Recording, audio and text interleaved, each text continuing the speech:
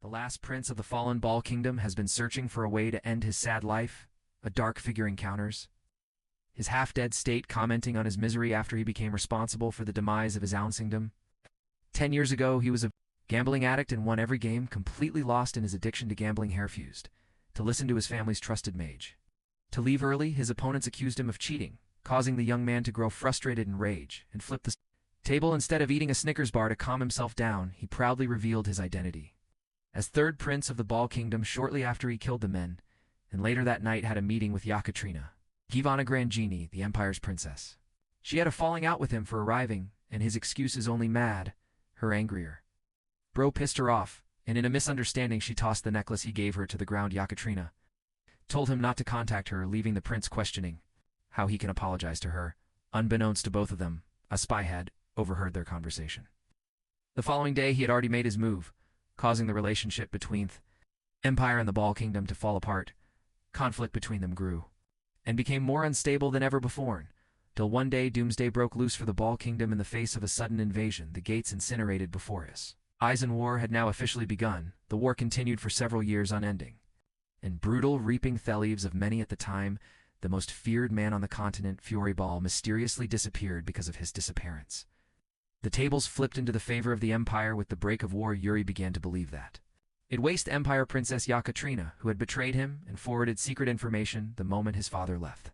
Nation, the Empire made its move and unleashed war. At first, Yuri wanted to believe that he was wrong, that the princess wasn't responsible for the bloodbath that became of his family, but when he received an apology note from her, his feelings further sank into despair. The war continued. He fought for his life, cutting down many in his path, exhausted and cornered more of the Empire's knights surrounded him. Yuri has already accepted his death and was prepared to die. But before he could, a brave knight protected him, blocking the attack with his body. Laurent did his final act of service so that the prince could escape. Even though Yuri wanted to save him, he had to eat his own feelings and run away for the sake of his kingdom. A few days passed and the Empire was still looking for him. Yuri had found shelter to hide, but it was clear he wasn't going to last long at this point. Despair had completely overwhelmed him, fully accepted the reality that his father must have been assassinated too at that moment in Anne.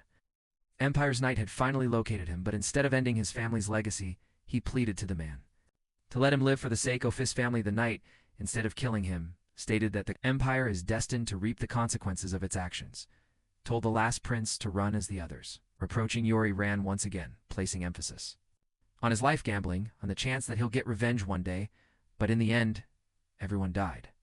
He knew that nothing was going to happen, and that someday a knight will come to take his life too. And that brings us back to his encounter with the mysterious, dark figure who told Yuri that he doesn't deserve the relief of death, pinning the blame on him. Everyone's deaths, the dark figure unmasks himself, revealing a zombie-like warrior from hell. This man is actually Laurent, who literally died protecting him, and yet he's here now to kill Yuri. Brief man who became responsible for the fall of his kingdom. His blade pierces Yuri's heart. What hurts even more than is the feeling of immense guilt that Yuri carries in his final moments, sinking him in unfathomable despair. The last thing he remembers are the dear words of his father to never abandon his honor. As his consciousness fades to black, the next time he reopens his eyes, he's no longer in the same world. Yuri Brielle awakens in shock, only this time as a child who is being scolded by his father, as the kid had been asleep for 3 whole days. His concerned father has been sitting by him, looking over the kid's condition. Too many things are happening at once. Yuri can't comprehend the hell his father is still alive, or why he's here to begin with. Sinking into despair, the boy shrinks and grieves the death of his father right after his own, though the leader of the Balcells has no idea what his child is talking about. Yuri grabs his father's hand and admits that it's not an unbelievable ending, as even though Histed boasted about honor, he had plenty of dark secrets of his own. Finding his son's nonsense as ridiculous as ever, Hesmax, the kid's head, knocking the living daylights out of Yuri. The kid is brought to tears with a heavy smack, questioning why his father still can't deal with his troublesome habit of hitting even in hell. It seems like Yuri's fully convinced that both of them are in hell right now, until a leaf blows by and shocks him to his very senses. His gaze shifts to the beautiful view outside as a stunning realization hits him. This isn't hell, because it can't be decorated with such beauty of people that are full of life. Because if this was hell, then there would be other sinners roaming around the place, and plenty of demons would be taunting Yuri for the pathetic life he led, becoming Grespancel. For the demise of his kingdom, reality slowly starts sinking in as he looks at his father and the rest of his brothers, Suddenly the kid's vision starts wavering again, and he collapses, causing his family to shout his name in worry. The truth is that at this moment, the third prince of the Ball Kingdom has regressed back to being 13 years old. Let's talk about his own thoughts for a moment all this time. Yuri believed that this was some wild dreamer, maybe some kind of deja vu hitting him at the end of his life. But despite having tried his best, he couldn't wake up from the odd dream. What's more, the world as he knew it didn't end. Either life continued as usual, and the memories that he had once forgotten were resurfacing in his present life. He shares a normal family dinner, and accepts the penultimate outcome of his life. He has returned to the past the same spring when he became 13 years old. Second chance. A chance to correct everything. The next morning, one of the maids comes to help the young master wake up from his slumber. Yuri had even tasked her to wake him up on time, and yet he's still sleeping like a log. Thect wakes up in worry and shock, realizing that he's supposed to be attending his sword training class. He quickly hurries up his preparations, being Ina, to get everything ready while he washes himself. He's in such a state of hurry that even the maid Inath thinks he should calm down for a bit. She suggests they take it slowly by helping him wash his face. First, by the way, seeing her alive and well again brings some really traumatizing memories flooding into his mind, because in their all timeline he found Ina slaughtered among the others. The chilling memory of her death still has him frustrated. Sherm back to address her directly. Yuri makes an astonishing request. He wants his maid to slap the underscore out of Femiana, is at a loss for words because her role is to serve him and to make sure he's okay, and to slap him, it would mean going against her role. It's a great crime for a servant, but Yuri argues that he's ordering her directly, so it should. Okay, the maid is still concerned and asks if he's really certain about his decision. The confident Yuri is in the middle of completing his sentence when a loud smack hits his damn face, so loud that it even scares away the birds outside. Imagine how funny it would be if she killed him by accident. The story would end right here. The scene fast forwards to the training grounds, and yep, Yuri's face is swollen up like a balloon. He forgot just how strong Ina truly was. A maid while he's practicing his blade. Even the bystanders are laughing at his condition instead of offering him some kind of ointment to soothe the swelling. Bro got the entire gang laughing at him. Instead, the funniest part is how Bernard, his sword teacher, doesn't even acknowledge his face looking different today. The kid interestingly notes that his teacher doesn't even comment on Yuri's imperfect stance or positioning. He simply feeds boy with a sparring experience without educating him with information. It makes Yuri want to question how this guy ended up becoming a teacher in the first place. The third prince then remembers a meeting he spied on between Bernard and his father. The sword teacher exclusively complained about Yuri's wasted potential. The kid could do much with his talent, but he isn't serious about his training, or else he has the fundamentals to become the finest warrior for their kingdom. Turns out that Bernard is actually a pretty good teacher. It's genuinely just Yuri being a terrible student that forced him into this role in his original life. The young boy didn't think much of the meeting and simply got lazier. It frustrates the current version of him because he understands the mistakes he made in his youth, so this time Yuri addresses his sticker and orders him that from now on he'll be learning properly. He is officially ready to give his 100%. Again, every session, the sword teacher smiles, questioning what's suddenly gotten into the boy, but he feels glad to hear Tho's words, unleashing a wave of thrilling blue aura. Denard declares the start of the child's real training session. Saying so, he bolts into tremendous speed and clashes his blade against the young master's, sensing that he wasn't clear with his words. Yuri hastens to stop the dude from ending his life. Bernard returns to his spot while our boy eye lift with a horrific expression on his face. He was so in over his head earlier that he completely forgot about something truly important. The man bursting with blue aura and walking up to him was once revered as the Swordamon before he began serving the kingdom, and well, that weights Yuri's pants, and you can see the fear just collecting in his face after an excruciating training session. The kid drops on the ground in defeat and exhaustion. He had just experienced a taste of what a real training session looked like. The only reason he was even able to contend against his teacher just now was because of his experience as a mercenary from the original timeline. Despite struggling for his life, Yuri finds optimism in his training. Sure, it made him want to kill himself, but at least he's improving immensely along the way. The real kicker is actually Bernard's own reaction. He can't believe that the young prince was able to block every single attack. His rate of improvement became magical in the middle of their fight. Interrupting their session, Ina bangs the door open, panting and requesting the young master to come with her. Yuri and Bernard are alarmed to hear that the king is requesting for his son. When our boy asks what's causing so much urgency, he learns that it's because Count Johannes brought his own son to meet them. By the way, Count Johannes' son is actually Thesum bastard responsible for betraying kingdom Brielle and opening the gates for the Empire's attack. Got Barkvar is a traitorous slimeball and now he's come to haunt him again. Addressing his maid, Yuri's voice fills up with cold determination as he inquires for the scumbag's location in the next scene. The family is sharing a meal with their guests. Seeing the poised behavior of the third Prince Count, Jahans is rather surprised and even compliments the boy's physique. The king confirms this, and even thinks that perhaps Yuri is eating something new in his diet. Count Johannes jokingly responds that they should share whatever he's having with got his own son. The king returns the compliment and commends Got's intelligence. But apparently his father doesn't think the same and argues that his son is lacking in many areas. Speaking of which, God appears to be dazzled by Yuri's brother fangirling over him. As for our boy, he's boosy, glaring his ass down, causing God to nervously avert his eyes. Yuri's other brother senses this and wonders if something happened between the two, seeing how they have some conflicting tension going on. The funny thing is, how our boy casually admits that this kid stabbed him in the back. Hearing this, his brother taunts Yuri Ball for leaving Samyeon like that alone, especially after they betrayed him. To such a degree, he isn't wrong, by the way. It seems like Yuri's got a hate boner for Got, pointing out how the kid only acts like he's of high nobility, when really he's just a wimp. The expression on his face hasn't changed. Growing pissed, Got furiously shoots him an angry glare, returning Thesum energy instead of escalating the situation. Our boy decides to remain calm, remembering that he should handle the circumstances intelligently. After all, no way in hell is he going to let this bastard ruin the kingdom of Bola Gainer, repeat the mistakes from his past life. Speaking of which, Yuri also remembers having fought him around a similar time in his original life. Though they had a mere argument, it could have been the reason that led Got to betray the kingdom. Someday in the next scene, they enter the training grounds where Yuri tosses him a wooden stick at nil. Got's skills with a sword, the young fellow undermines his own abilities until our boy reminds him Thotter Kingdom isn't known for producing wimpy and narrow-minded knights. Got doesn't really know where this is coming from, as he's far from becoming an actual knight anyway. Yuri straightforwardly reminds him that it's his destiny to become one someday, so he can't deny what's to come. While Pipsqueak is in the middle of countering his words, Yuri launches himself at full speed, confirming the start of the duel, wielding the most legendary weapon in entire universe.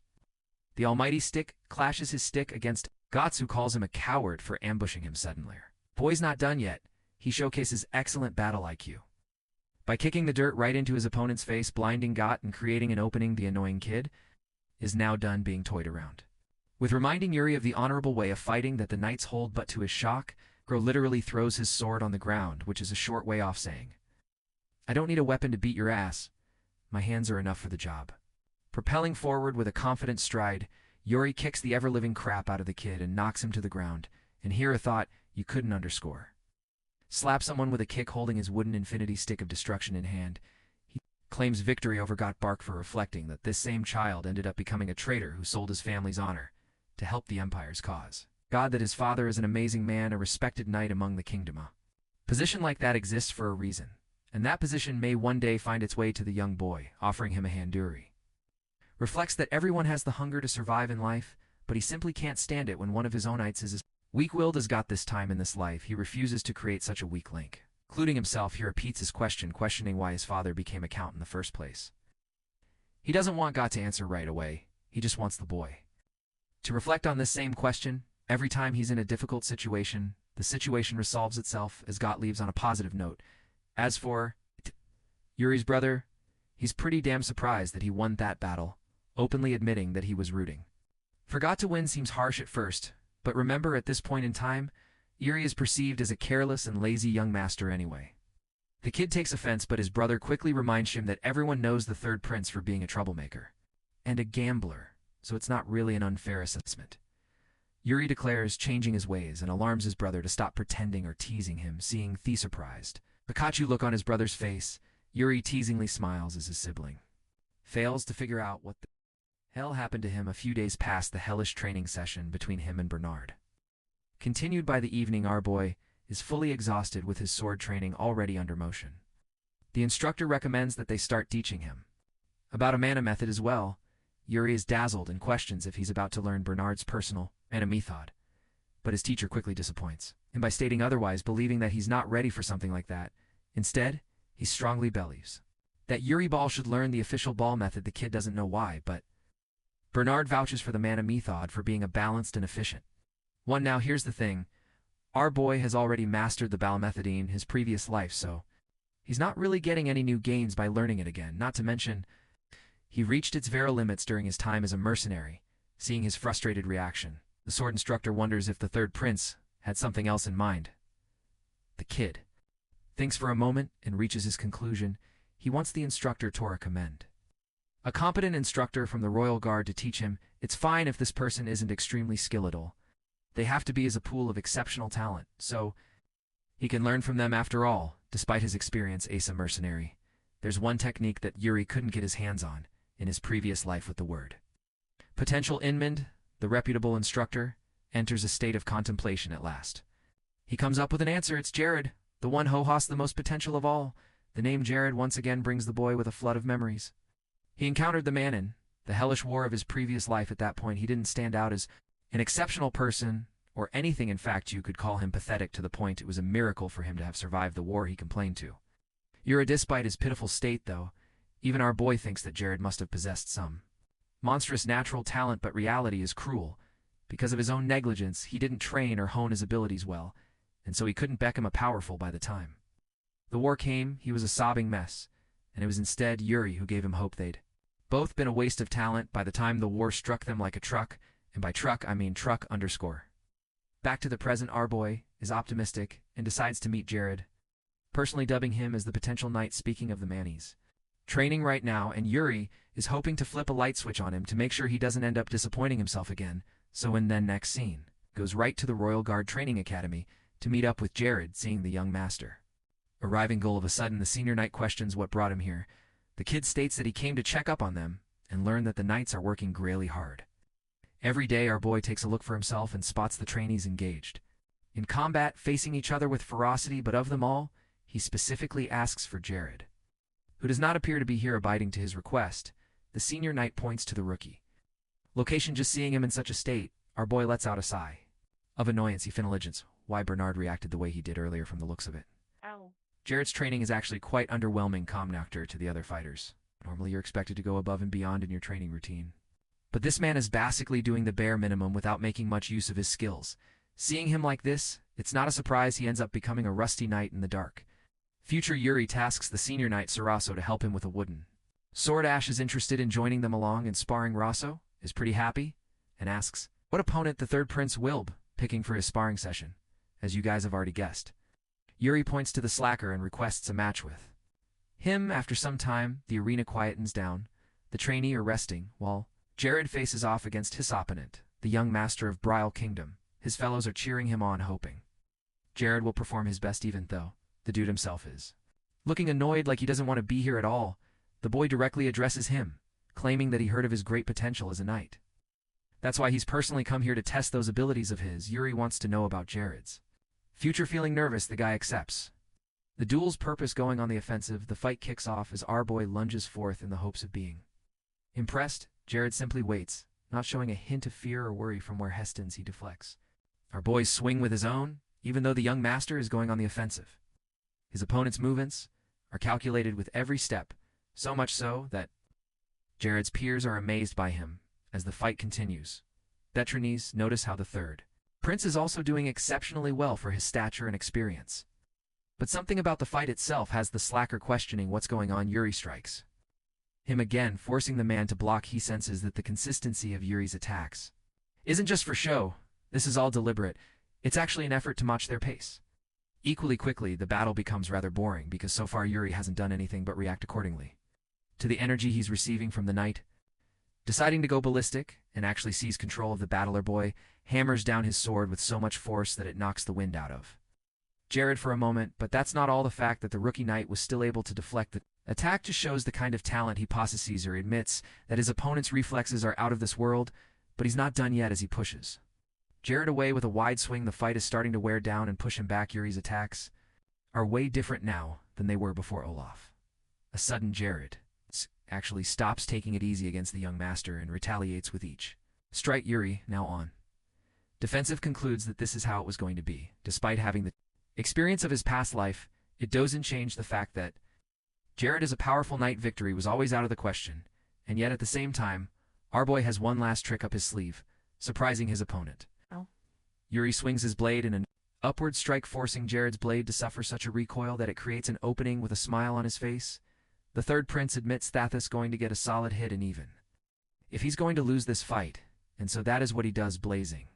Fourth, with the slicing motion, he cuts past the knight in a confirmed hit, celebrating his strike. Even the rest of the trainees area at a loss for words. The third prince's excellent technique seized a proper hit against Jared, and they all praised him. But the fight isn't over, as the young master prepares his blade, questioning if Jared is still trying to hold back instead of being arrogant. The knight internalizes his confusion, even though he had control of the fight with every move he makes. It's like he's the one being driven back instead, striding forth once again, a passionate.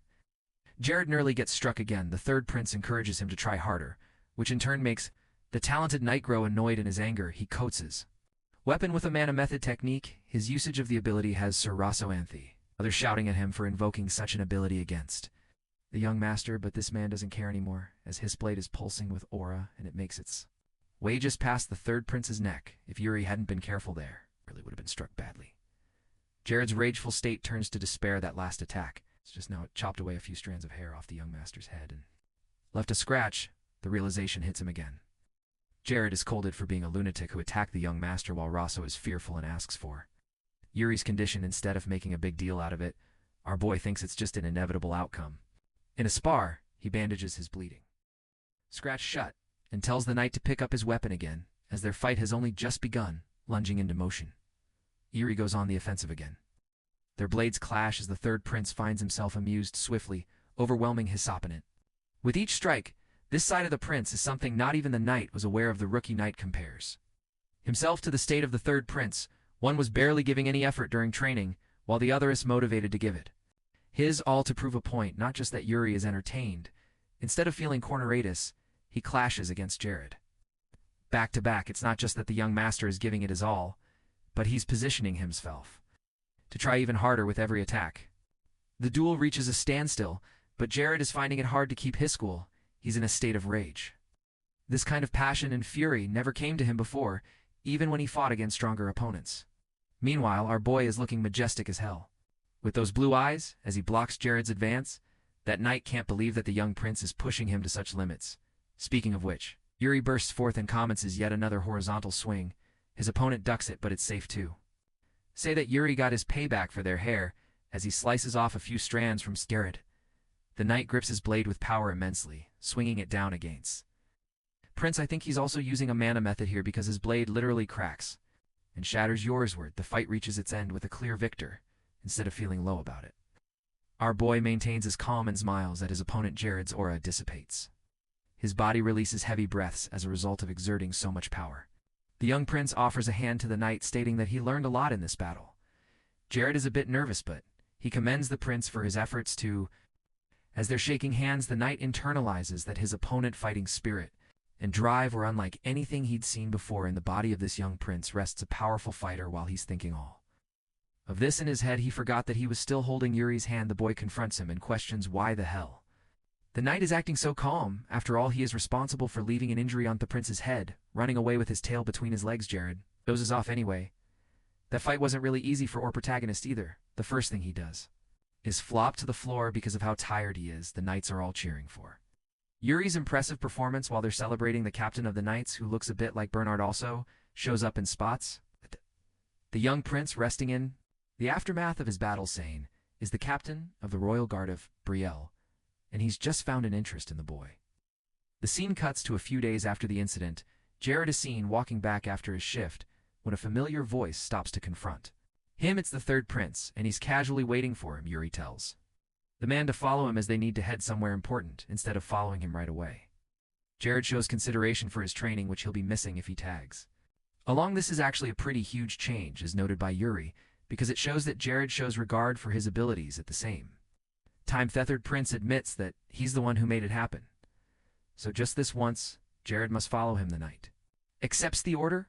It's not like he can defy the young prince anyway. Meanwhile, our boy is satisfied with the guy's current stat of the years. Still much for them to work on, but it's a good start. Curious, the knight inquires about their destination too. That Yuri tells him to just shut up and keep following. Jared is afraid that the young prince might be making trouble, but our boy assures him that nothing like that will happen, as they're not alone in this little journey. The knight asks about the others, while Yuri shouts at the man just ahead. It's actually the court mage of their family. Hernando, who is alarmed by the young master's sudden call. The kid immediately states that he's got to go somewhere and needs the mage to assist them. Hernando isn't falling for a request like that and hurries to decline until our boy hits him at his weak struggling that the mage has a mountain of gambling debt that could be paid off in an instant. Astonished, the mage turns back to confirm the young master's words. The prince assures the guy that he'll pay off everything and it's not like us scamming him. Either as Yuri is known to never lie outside the gambling den. Seeing Hernando vouch for our boyish honesty, Yuri is pumped up until reality crashes down on him when Hernando clarifies that all he's seen him do idly inside the gambling den, so it doesn't really make a good impression of him still. Yuri assures him that he'll pay the debt, so the maid should follow him, deciding to agree to the request. Hernando pulls out a whole-ass contract for him to sign to make sure he isn't getting scammed. Yuri's face is left devastated as our boy realizes that no Tevin, his title as the third prince, is of much use in this damn world, funnily enough. He puts all the damages under Jared's name, telling the knight to do his bidding. At first it seems like poor Jared is being shoved under the bus, but in reality this is actually Yuri's way of dodging the contract completely. He wants the knight to act as a key witness between their verbal agreement. With that settled, Hernando is ready to hit the road, but he's still not sure where the heck they are going after all. If the young prince is taking a knight and a mage to such lengths, then clearly the matter is urgent. At last Yuri reveals his mission. They'll be heading to the Sword Mountain. The mage fails to comprehend the goal until the young prince smiles and declares that they're going to loot the dungeon of his ancestor. As they walk through the old abandoned tunnel with Jared leading the way, Hernando remarks that he never would have guessed a hidden path like this existed. Right beneath the royal palace, Jared turns and asks Yuri what's waiting for them at the end of this long cave, and the prince shrugs like it's no big deal while saying it leads to Sword Mountain, which stuns the knight, who asks if it's that old gingery one from all the stories. Pausing for a moment, Yuri nods and confirms that it's exactly that one, then drifts off into memory lane as he recalls how his past life went wild when the founder's legacy was uncovered. After the Empire took over Brielle, while running away during all that chaos, he remembers seeing a newspaper saying a dungeon had been discovered inside Sword Mountain. On the flip side, he had only used the tunnel to make a clean escape, and the so-called legacy slipped right into the crusty hands of the Empire. But unlike his past self who just wanted to serve, this time around, our boy is aiming straight for the truth and refuses to look back. He locks in hardened, decides he needs to see firsthand what kind of legacy his ancestors really left behind. A moment later, the scene opens to a lush green forest that looks like it's been ripped right out of a Disney movie, and Yuri pushes open thegent rust-covered doors at the tunnel's exit. The squad walks into the open woods as Hernando scans the area and asks if Sword Mountain really begins from here. Then he switches lanes and asks how. Yuri even got his hands on the key, while Theprince quietly recalls that just like in his previous life, it had been lying in his study the whole time. However, he didn't know its value back, then which cost him dearly, but he just tells the mage to stop acting like a nosy auntie and forget about it. Right on cue, he suddenly yelps in pain as a thorn stabs into his palm, and Yuri warns him that the leaves are basically blades, so he better keep it cute and just follow along like a good boy as they push forward through the forest. Hernando leans over to Jared and jokes if maybe the prince hit his head or something, since he's been acting kinds of weird lately, which the knight also happens to fully agree with. But before either of them can keep gossiping, Yuri yells from ahead, telling the two slugs to move it, which proves that he still has the same old bossy streak to him. Yuri gets alert as quickly notices something in the distance and suddenly signals for the duo to stop in their tracks and not to make a sound. He points out a giant pack of direwolves up ahead who look like they're one bad step away from snack time. He whispers that they live in a pack, so more might be nearby, and Jared's clearly surprised that the so-called failure of a prince actually knows a thing or two. Yuri calmly replies that he read it in a book, and Hernando nearly collapses at the mental image of Yuri even touching a book. Yuri adds that the wolves haven't spotted them yet, so the plan is to sneak by without a sound, but the universe has other plans because Hernando backs up and somehow steps on the one and only twig in the entire forest, which lets out a loud snap that nearly gives everyone a heart attack. Trying to play it off, he throws up a nervous apology, sweating bullets only for a direwolf to leap from above and try to turn him into lunch. Jared freaks out and rushes forward as he yells his name and swings his sword hard enough to cleanly slice the wolf's head off in one brutal motion. The beast drops beside Hernando, and Yuri gives Jared props for using mana, since direwolf skin might as well be iron armor. Unfortunately, that flashy move comes with a price, as the pack's alpha, who's clearly bulkier than the rest, and locks eyes with Jared. The big guy lets out a bone-chilling howl, and in seconds, the squad finds themselves surrounded by the Entire pack while Jared tightens his grip on his sword. He tells the other two to stick close while he charges up mana again, and the wolves begin drooling like the just found an all-you-can-eat buffet. They all lunge in together, but Jared isn't letting that fly. He stares them down with full kill mode eyes and slices right through the pack without breaking stride. Meanwhile, Hernanda compliments the knight's sword work, and even Yuri agrees, though he quietly thinks Jared still has a long way to go. Hell, watching him hold his ground, Jared starts to struggle now as the wolves keep coming, and Yuri finally nudges Hernando to stop standing around and show off those fancy skills his proud father keeps bragging about that gets Hernanda moving. And he throws in a joke that the prince is seriously working his battle mage overtime while whipping up at least 100 fireballs.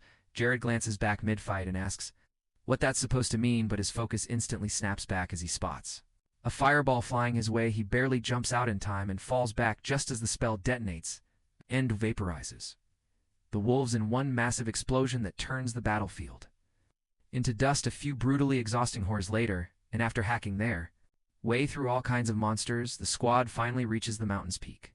Jared pants hard as he tries to catch his breath, and is clearly annoyed about the never-ending combat the gang stands North Cliff Edge taking in the view, and Jared looks around the barren stretch, asking if this is even the right place, but our boy's already zoned in, says with full confidence that he knows it is, then starts poking around the area, peeking behind a rock. He finally spots something shiny buried in the ground, and his eyes widen like a kid on Christmas. Yuri doesn't wait for a second and starts to dig it out, while Jared rushes over to stop him and says he shouldn't be doing grunt work. He calls Hernando over too, but the pampered mage acts horrified and claims touching dirt is beneath his rank and calls it a disgrace for a mage.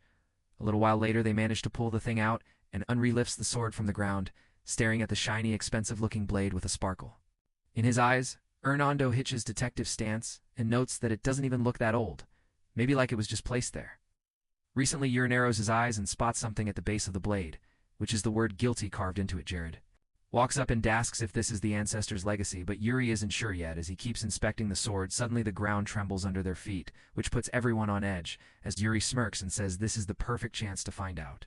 The earth splits open beneath them, and Jared lets out a scream like a drama queen as they all plunge into the abyss.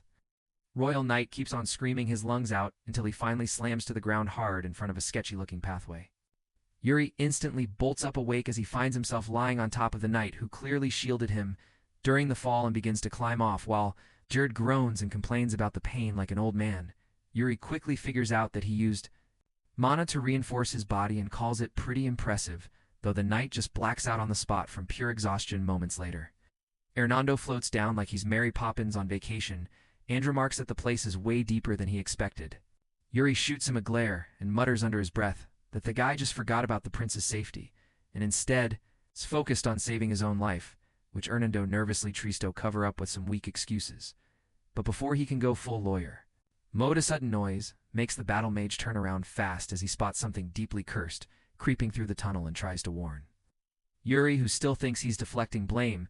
Hernando keeps insisting that he's being dead serious and straight up yells that it's a ghost witch, finally flips Yuri's switch as he whips around mid-panic. Sure enough, an armored being that looks like it crawled straight out of a horror novel is slowly approaching them with a serious death aura, and Yuri immediately clocks it as a death knight while locking eyes with it. He tells Jared to get on his feet immediately, though the guy still looks Shulfei too dreamland and just groans like a zombie in response, but a swift kick wakes up his soul and he bolts upright. In a panic, Jared gasps the moment he sees the incoming horror and dramatically throws himself in front of his prince, and yells that he'll handle the Death Knight though. Yuri doesn't seem particularly impressed. The Death Knight comes to a full stop right in front of them while Yuri narrows his gaze and remembers that these things choose to be normal knights before they got resurrected, stronger than they ever were in life still, he notes. This one doesn't seem hostile and decides to approach calmly. Jared clearly doubts the logic behind that move, but Yuri replies with confidence that he just knows this sort of stuff, and explains that it would make no sense for the founders. Guards to go wild on their own bloodline, locking eyes with the knight. He states his name loud and clear. The Death Knight processes that little act of audacity by standing there, like a loading screen for a second before suddenly pulling out his word, which instantly throws the other two into panic mode, but it's already too late as the Death Knight swings his word at the prince, who's too stunned to even flinch though. Instead of chopping him up, the blade stabs him to the ground. After giving him an emergency haircut, Hernando drops into despair mode and dramatically cries that the prince just caught sudden head loss syndrome, but Yuri tells him to shut it, but the mage mourns the surprise trim instead. The DC skeleton finally opens his mouth and says Yuri carries the same arrogant energy as the last one after. She blade Yuri asks who that mysterious guy even is, and the Death Knight reveals himself as Eric Ball, which instantly drops Avirian's jaws. Jared echoes the name in disbelief while Arnando goes full lore nerd and explains that it's the one Andonly, Gigachad, that no one in Brielle could forget, the guy who conquered the entire continent solo. He is also the founder of the Ball Kingdom and served as its first ever king. Yuri straightens up and asks if he's the first one to ever make Ither, and the Death Knight confirms it, adding that only a true descendant of Brielle can ever draw that blade anyway. This locks in Yuri's suspicions for good that the sword really is the treasured heirloom used by his ancestors, and he brings it closer to his face to inspect the Death Knight.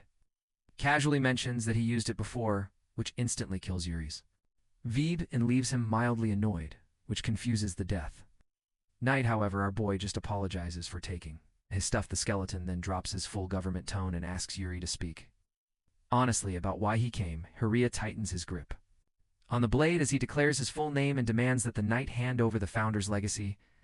The Death Knight stares for a while before turning toward the glowing crystal and dramatically announces that time has come to fulfill his duty. He adds that he will grant Yuri what he came for, and the prince starts sweating lightly as he begins to follow behind. Meanwhile, Jared looks completely zoned out as he silently processes all Terrascent paranormal drama, realizing that this Royal Guard life is not what he signed up for.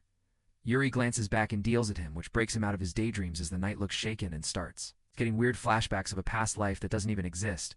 Hess scratches his head and is half convinced he's losing his marbles, but yells back that he's coming and runs after Theprince the Death Knight steps up to the crystal and slowly lowers himself onto its base like his ancient knees just gave up as he strikes a pose and radiates pure aura. The crystal starts glowing intensely, which forces the Squato shield their eyes, while the skeleton declares that he hopes the prince is truly worthy. Instantly, Yuri gets teleported into a barren desert-like zone and starts spinning around in panic and wonders where in the world he landed. Spots a figure approaching in the distance and briefly thinks it might be the founder himself, but that hope vanishes fast when he realizes the thing isn't even human and is already charging full speed at him with a sword in hand, barely manages to block the incoming attack, and grunts from the force, locking his eyes on the blue glowing orb. Hestars in disbelief as he realizes that the thing is actually wielding a mana sword. The transparent fighter Gesturisto, the glowing blue orb embedded in its chest, which leaves Yuri a bit baffled, but it doesn't stop there. The glow begins to flow through its clear body and then spreads into its sword, making that light up too. Yuri keeps his ounce-word raised while still on guard, but starts realizing that what he's watching is the actual method to wield Minotself. His confusion grows when the being suddenly gestures at him. He shouts at the thing to ask if it seriously wants him to copy its movements, even though they're clearly supposed to be in the middle of a duel right now. Scratching his head, Yuri mutters that the founder might have really lost his mind before dying, the concept off throwing someone who hasn't even touched the mana method into a real fight to teach them by force only sounds like Thekand of move someone living their second life. But even think up, he comes to the conclusion that someone might just be him. Yuri crouches down and focuses as he starts channeling mana into his palm and watches it glow softly. He's stuck trying to understand how to use the technique, but he raises his sword and calls out to the faceless figure and says he's still getting it. He asks it to demonstrate properly one more time and gets a wild grin in response as the being lifts its word again. That moment hits Yuri that he realizes he has no choice but to get stronger, no matter what he stands up against the warrior, and swears that since the Empire is bound to reveal its true face, an attempt to invade Brilith this time will be different. There's no way he's repeating his past failures and promises to destroy them completely this time. Even if it means to give up his own life, he tightens his grip on the sword and quietly mutters that this must be the swordsmanship of the ancestor King. Yuri doesn't hesitate for a second more as he charges in at lightning speed and slashes with full concentration while he vows to absorb every technique thrown at him and begins his intense battle against the faceless fighter once again. Meanwhile, Jared slowly opens his eyes in a completely unfamiliar space and looks around. With a confused look, he quickly figures out that he's standing in what looks like a training ground trying to find any signs of life. He comes up short and comments that everything here feels far too real to be any kind of dream. He senses something is off and clutches his sword tightly while he yells out that whatever is hiding should stop acting scared and just come out. Already behind him, someone begins walking up and he spins around ready for a fight, but then freezes in confusion when he comes face to face with a mirror image of himself. He wonders aloud if this is supposed Tobe the Death Knight's idea of a trial. He calmly asks the copy for its name, and whether it's supposed to be Jared Tufanali. The doppelganger opens its mouth and tells him he shouldn't be trying to fight fate, which throws Jared off the copy smugly questions if he didn't just join the royal guards to have the easy life with riches. It adds that he should stay far away from the third prince and warns him that the more he fights fate, the more miserable he'll end. Up while Jared narrows his eyes and listens in silence. Taking a deep breath, he looks down at his sword and realizes that maybe the old hymn would have agreed with all of that, but things aren't the same anymore. His mind goes back to all the host's sparring matches with the prince. A wide grin breaks out across his face as he calls out the fake for being salty and starts spitting Shakespeare, and states that once a blade is swung, your only job is to focus on the next one, because if you get caught up in what already happened, it will just mess up your head. Even more, the fake Jared doesn't let that pass, and fires up his mana sword with a taunt and calls him arrogant. He sprints forward and launches a jab, but Jared manages to block it with his as their swords clash. Jared picks up on the pattern quickly, and thinks about how boring this copy is, never taking risks and dumping everything into defense. The clone jumps up, but Jared sees right through it right away. He thinks back on how painfully dull he used to be, and lands a clean hit that sends the double crashing to the ground, or it takes a breath of victory, but stays on guard just in case. Sure enough, the fake begins to melt into some gooey substance, and the real Jared watches closely as it transforms into a giant sludge beast. He realizes that the real fights only just started. The knight stares down the oversized goo creature and mutters that it's just another loud brute, and silently hopes the prince is managing on his end to readying his sword. He braces himself in Menelickers for Yuri to hang in there and win. Meanwhile, back in the desert-like area, the rocks are completely torn up. Fromel, the sword strikes, and Yuri lies still in a crater and doesn't even move an inch. The transparent being stands over him with his sword in hand and walks up with menace in his steps. Yuri still seems out of it and does not react at all, but the faceless fighter doesn't care in the slightest. It raises its sword high above and brings it down with force, unleashing a massive explosion that rocks the battlefield. However, just as the transparent figure brings its word crashing down, Yuri drops the axe as he clutches his sword tight, and while flooding it with mana, he thrusts straight toward the being with acrobat-like reflexes. The guy manages to bend backward just in time to Dagatha. The swing still sets off a massive mana explosion. As nimble as ever, the faceless fighter hops back a few steps while Yuri exhales sharply as he finally catches a second to breathe. Wonders just how long this duel has been going on. He admits that the last move was extremely reckless and dumb, but the way he slashed and the way mana surged through his blade, especially the way he fought like his life depended on every clash, that's what finally helped him start to feel it click. He stares down at the blade in his hand now, pulsing with power, and senses a breakthrough, but before he can soak it in, something pulls his attention back as he notices the transparent warrior starts to crack its word splinters into fragments as its body begins breaking apart, and Yuri figures it out instantly. The guy's time is up.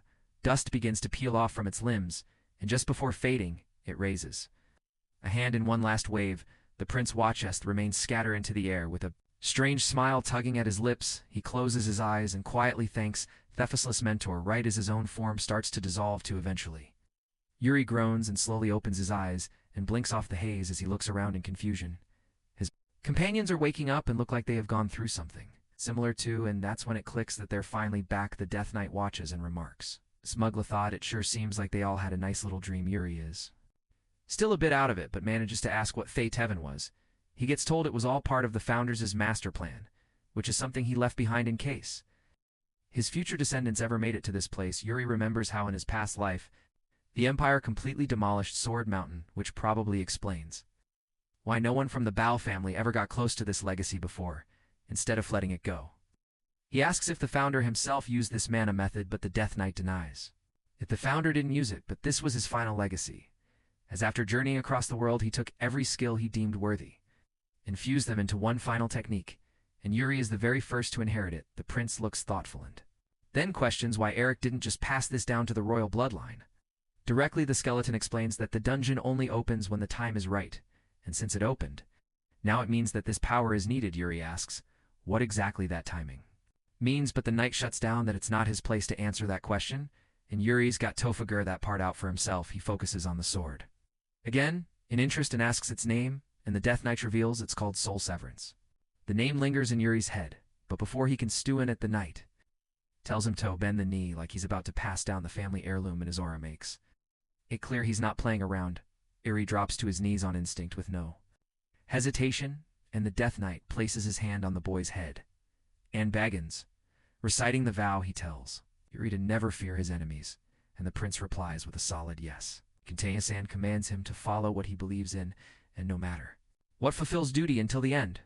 Then, without warning, Knight grips Yuri's head tighter and pulls it back as he orders him to lock in and remember this next part well, that Brill never throws away its honor, even if the cost is life itself. With those final words, the Death Knight begins tottering to dust as well, having finally completed his mission. His voice fades with one last line that this is the Odafav bell, while Yuri says nothing and can only stare at the fading night. The next morning, the maid barges in and pulls open the curtains and announces that it's morning from under the covers. Yuri groans in protest, and she asks if he's feeling tired since he apparently came home super late last night, and warns him not to lie back down, or he'll fall asleep again. Yuri yawns and explains that he made a stop at the Royal Archives, which is why he got in. So Latethi maid seems curious and asks why he did that, and he answers that he was looking for a particular record while digging through the family archives last night. Yuri came across something interesting, that the record stated the founder had a sibling, someone who tossed away their honor and then just vanished from the pages of history without a trace, staring at the sword. Now Yuri figures that brother must have been the Death Knight, and that the sword originally belonged to him. She reminds him that he should probably get dressed since the king is apparently waiting to see him, which makes Yuri's heart nearly skip a beat. She adds that she isn't sure why, but after Anando's meeting with His Majesty, the king immediately asked for him. Yuri starts sweating bullets and curses Hernando in his head as the events off the previous night flood back. He remembers Hernando's face telling him straight up that he was going to report of everything to the king. Yuri asks if that's really necessary, but the guy just smirks and says he kind of feels like itis. Yuri grabs his head in stress and realizes that everything must have been reported by now. Later, inside Thegliming Royal Hall, Yuri stands beneath a chandelier that looks expensive enough to bankrupt a city and announces Thathis here as requested. The king sits there as he scratches his head and is clearly unsure what to even do with him at this point. He opens with the fact that Hernando already told him everything and scolds at him hard for sneaking off. And not to mention that he somehow managed to find the secret dungeon and came out with the founders' legacy. Yuri doesn't deny any of it and admits it's all true, but that doesn't stop the king from rising from his seat. And if he found the sword down there, which Yuri confirms to be true as well, His Majesty walks toward him slowly, as his tone heavy, and states that lately he's heard from a lot of people that Yuri has changed a lot. The king narrows his eyes and starts rattling off names, listing everyone who's told him about Yuri's sudden shift in personality, with Thephanol Nail in the coffin being Hernando placing a hand on his son's head. The king commands him to speak and demands to know what exactly happened to trigger this transformation. Yuri gulps nervously as holds his sword tighter, but Sassoning the king doesn't back off and presses again, asking if he doesn't want to give a reason. Yuri stammers that it's not that, but the king cuts in and wonders why he's hesitating. Then the prince replies that he's scared because His Majesty's been clenching his fist tightly. All this time, realizing this, the king loosens his grip and tells him to spit it out already. Yuri finally opens up and says that he had a dream, which puts the king on alert, but Yuri continues that in the dream he committed an unforgivable sin. King still looks unconvinced and repeats the phrase lowly, using his full government name. Father Brielle straight up asks what was that unforgivable he committed that led to such a change in attitude. Yuri just stares at him eye to eye. Yuri pauses for a long second before Fennel admitting that his sin was failing to protect Brielle to the very end. In the dream, the kingdom was thrown into the cows of war, and countless innocent people were wiped out without mercy. The prince tried to turn the tide and stand his ground, but completely failed. After Brielle fell, he fled in shame while he got stripped of his honor and ended up dying. As miserable, broken down man, he clutches at his chest and continues that when he woke from that dream, the necklace his mother once gave him was suddenly gone. That's when he started to think that maybe this wasn't just a dream, but some kind of warning from his mother herself. The king looks slightly unsettled by that and asks which force exactly was responsible for destroying the kingdom in his dream. Yuri panics internally as he knows it's too early to throw the Empire's name into the mix. There's still a chance, even if it's small, that the invasion can be delayed. Memory, and now his hand is drenched in sweat from the look, or stopped entirely with the right moves, so instead he plays it safe and answers that he doesn't know for sure, and it was just a black army that came out of nowhere. The king lets out a quiet sigh, then smiles and tells him it was probably just a nightmare, and maybe a warning from his mother too, but he is glad that he is finally deciding to man up now.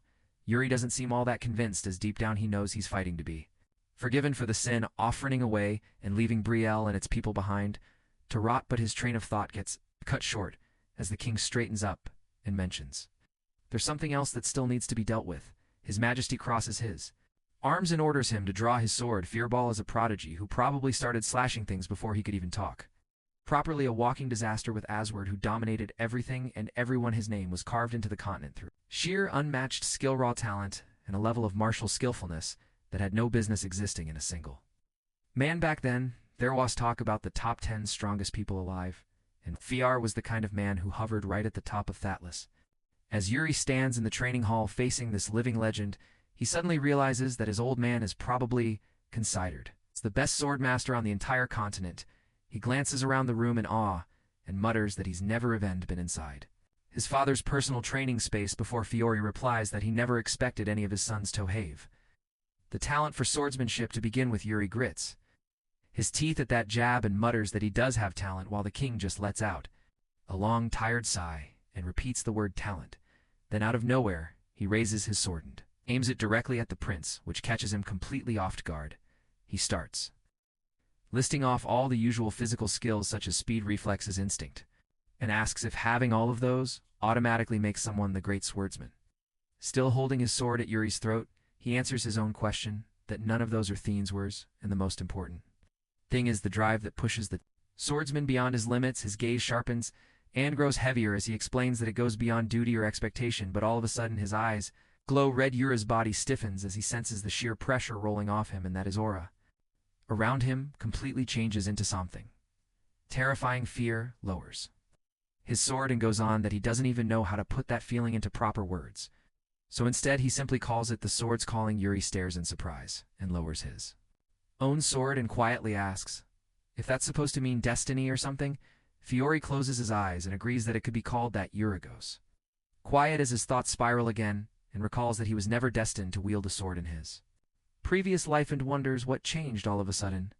His eyes flick toward the blade in his hands as if searching for some kind offenser in its reflection. Fiori interrupts and throws out another question that should Yuri even be holding that sword at all? He pushes on and asks if Yuri can even hear the sword's calling and demands to know would he still hold on to it even while staring in the face of death. Yuri is completely shaken as he stutters to get an answer out that he doesn't feel anything in Thera's place. However, he is met with the ice-cold gaze of his father and gets frightened as he takes a step back with wobbly legs. Suddenly, it feels like he's being watched with evil eyes surrounding him, and he completely starts to spiral. His past life's worst memories come crashing back like a tidal wave as he remembers his loyal comrades screaming at him to dodge and to run away while others cried for help.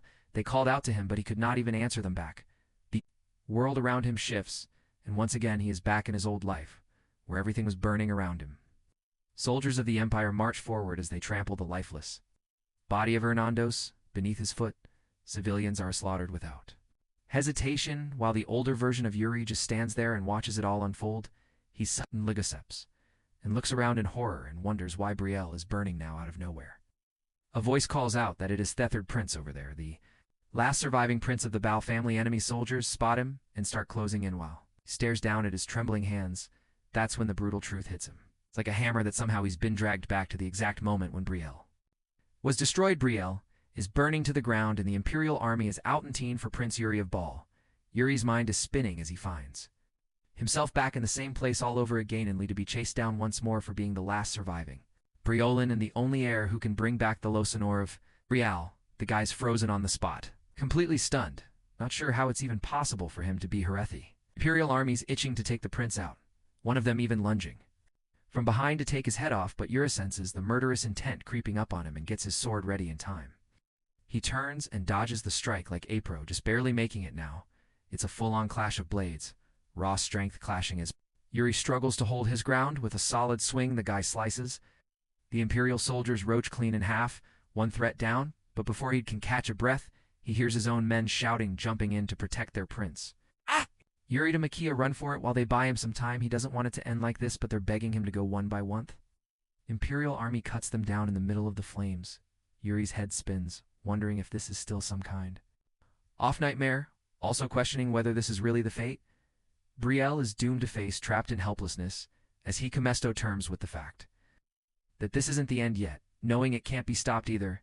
Something inside him breaks the list. Prince of Ball stands before the burning ruins of his fallen kingdom, a kingdom he couldn't save. Meanwhile, the Imperial army charges in from behind, convinced this is their chance to wipe out the last remaining Bryolian. Royal Yuri sees them coming, his grip tightening around his sword. He knows the fight won't stop here, but he's already made his vow. No matter the situation, he swears he will never fear the enemy again with that fire in his eyes. Prince Yuri turns to face the Imperial army while a voice deep inside pushes him forward, reminding him to stand by. Waith believes in that voice echoes in his mind, drilling in the truth that he has a duty to Brielle, and he's going to see through to the very end. Yuri grips his blade tightly and charges at them full speed, his strikes slicing through armor and flesh in a single motion. The scum from the Imperial army drop dead on the spot, their blood splashing into Yuri's eyes and nearly blinding him. But even with blurred vision, the guy manages to block a soldier's spear with his bare hand just in time. Seizing the moment, Yuri drives his sword straight into the soldier's gut. Breathing hard, he hears a voice telling him to prepare for death, saying his time is up. It wants him to give up already. But the raw pain in his voice explodes with defiance. Brielle will never throw away its honor, even if it means dying for it with that fury. Yuri lunges at the Imperial army like a beast, ready to carve their graves right then and there to fulfill Baal's duty. Justin, little Yuri mumbles that he will protect Brielle's honor until the end. Fiori's voice cuts through, waking the poor kid up and asking if he can hear him. One loud call of Yuri's name snaps him out of it, and the shaken boy Finch himself, staring at the Black Army while his father, Fear, gently calms him down. He reveals it was all just an illusion themament. Yuri gripped the sword. It triggered a tragus in his eyes. His father seems to realize he may have been wrong, and now he wants Yuri to take up the sword for real. Little Yuri smiles at him, saying he's made his decision, but then he pauses, kind of weirded out by the strange expression on his father's face. Anyone looking at him would think Yuri just signed his own death warrant or something. Suddenly, the boy tugs at his father and tells him to chill. The old man's caught completely off guard. Stunned by the guts his son has to throw him a reality check like that. Little Yuri bursts out laughing and confidently says he's a genius after all. His father's face twitches right before he smacks Yuri on the head later that morning, under the soft light of sunrise, a pleasant breeze blowing through the field.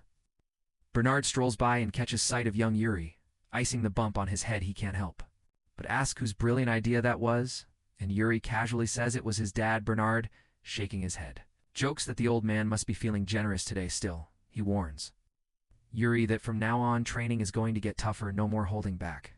Yuri's already prepared for that. Thinking back, the kid realizes that Bernard's reason for living in Bowl probably had a lot to do with his father seeing his chance. Yuri finally asks if Bernard had to take on some special condition like a duel with his dad that convinced him to stay in Ball. The old man doesn't even hesitate before saying yes. So Yuri takes that condition out of the picture and asks if not for that, Bernard would have still stayed. The answer is a flat no, and Bernard laughs when Yuri calls him heartless. Still, the old man knows this little prince just wants him to stick around. Bernard says he might consider the offer if Yuri can give him a good enough reason. Anything tempting will do, since the old bones might just be willing to forget of everything else. Little Yuri is shaken to his core when Bernard suddenly picks up on the vibe and asks if he truly wants to learn swordsmanship. The kid's scared out of his wits, while Bernard's lost in thought, clearly cooking something up in thought head of his. He's pretty curious to see how this turns out. Yuri finds the whole idea a bit overwhelming, especially since Bernard carries a nickname like Sword Demon, but the old man just shrugs and says it's all right if Yuri hasn't mastered anything yet. He'll take that into consideration. Yuri says it probably won't be of much help, then pulls out his word and shows his style. His swordsmanship infused with mana. The mana flows through the blade itself, something Bernard admits he's never seen or even heard of before. From what he knows, mana is usually just used to enhance sword skills, not become one with them. Yuri explains that's exactly why it's so hard to pass down, because it would always end up incomplete. But Bernard surprises him by saying he's fine with that. He's willing to take it even if it's not perfect. And now he's making that the condition to stay in Ball. At the very least, he's confident he'll understand part of it. Yuri's impressed by the old man's confidence and officially confirms Bernard's stay in Bowl. Just like they agreed with, that settled. Bernard tells the kid to show him something and gets into position. Yuri Brielle, gripping his word, demonstrates his Simonome technique. In the middle of it all, Bernard casually drops a bomb. He never actually planned on leaving Real in the first place. His Majesty had already asked him to stay for another 10-year stop. Revelation hits Yuri like a ton of bricks. The kid realizes he just got played big time before he can even react. Bernard smirks and reminds him he's supposed to be attacking, but Yuri's done waiting, so he decides to strike first. This old bag is seriously getting on his nerves. He blocks Bernard's attack with all his strength, their blades crashing together in a sharp clash later that evening. Yuri lies on his bed, lost in a flood of thoughts. He starts to feel like the future is shifting. Not the same future where Brielle burned, because of his mistakes. He hasn't done anything major yet, but the fact that Bernard chose to stay in Ball is proof that something's already changing the future. It's always felt uncertain and out of reach, but now it's shifting little by little, even so Yuri knows. It's not enough. Deep down, he's fully determined to bring the Empire to its knees. The kid's ready to make that happen out of the blue. Maid Ina shows up hoping Yuri won't stir up any more trouble from now on. Curious, Yuri asks her what other plans. She's hiding and clearly used to his usual antics, brings up how he always has some excuse to ask for help, then she drops the news there's some meeting tomorrow at the Elders' Council, and she hopes he hasn't forgotten. She's clearly had enough of his shenanigans. His father casually adds that Yuri will be joining them too, which is completely new information to him. Anna reminds him it's the first thing in the morning, and most of the council will be present just then. She grabs little Yuri's hand, her eyes sparkling as she warns him the place will be full of scary old folks, but she really hopes he doesn't end up punching anyone. He laughs nervously, assuring her there's nothing to worry about. He's not the same as he used to be, and with that, he promises Ina that he will behave the next day at the Elders' Council. The very first thing Yuri notices is the overwhelming opposition. No doubt about it, Ina was absolutely right. Duke Chenard is the first to speak up, bringing attention straight to the prince's mana method. The old man strongly opposes the idea of the prince learning such an unverified mana technique. What was supposed to be a council for discussing national affairs has clearly lost its purpose, turning Jinto a little more than a roadblock against royal authority now. Yuri finally understands why his father used to avoid this council altogether. Duke Chenard Lettery of West insists that Yuri should stick to the traditional Bowl method instead. This royal member immediately objects, claiming the so-called unverified technique is actually the founder's legacy. The big man in the room demands solid proof to back up that claim. This royal member is clearly irritated that Duke is doubting the prince's beliefs, but Duke argues it's all about safety, saying everyone's gathered out of genuine concern for the prince's future. Yuri can't help but find it a bit amusing that the entire Elders' Council is going back and forth over his mana method. It almost feels like an honor, especially considering that after Brielle fell, the same man who bowed his head to the Emperor is now speaking so smoothly it's more than a little ironic. Duke then calls for the opinion of Sean Ed, captain of the Royal Guard, saying, trying to stay neutral, admits he's not sure. Every mana method has its pros and cons, and people have different affinities.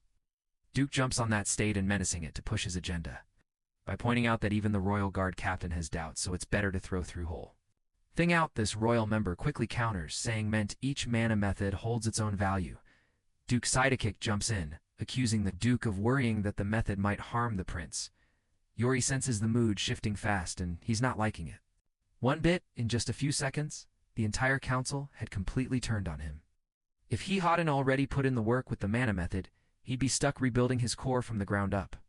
But since he stuck to the founder's original vision, his Sim Huncham was already deeply rooted in his core. Yuri's at a loss, forwards tense and unsure how to move forward as the weight of the council's judgment hangs over him. Just as the ceiling starts to feel suffocating, a voice cuts through the hall, sharp and casual, saying they sure know how to talk. Big all eyes turn as Free Baron Calcio Aranka steps forward, breaking the tension with a smirk.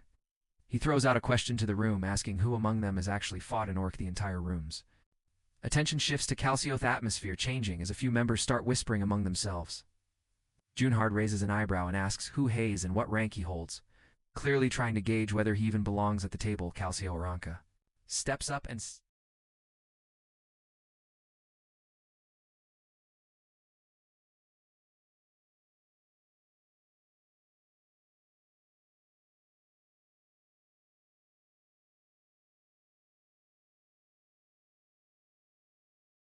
casually introduces himself as a free baron. The big man looks surprised, almost offended that someone of that status will dare attend the Elders' Council. Calcio admits he never planned to come here either, but had no choice after Count Setter personally delegated the task to him. Yuri's eyes widen at the mention of Count Sidor. The name brings back memories. He's the border count, the one who guards the outer edges of Brielle.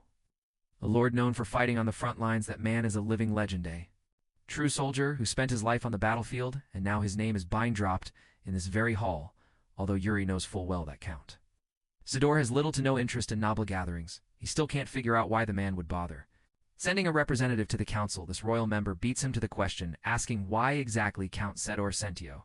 Here Calcio, with a sly grin, jokes that Stater wanted him to witness all the snooty nobles talk big about politics without actually doing anything. After watching everything unfold, he admits it all makes sense now why Satyr sent only him. Then shifting the tone, Calcio explains that in the real battlefield, the type of mana method doesn't matter whether it's the Empire's Lion Fang art or Briel's traditional method. What truly counts is the person wielding it.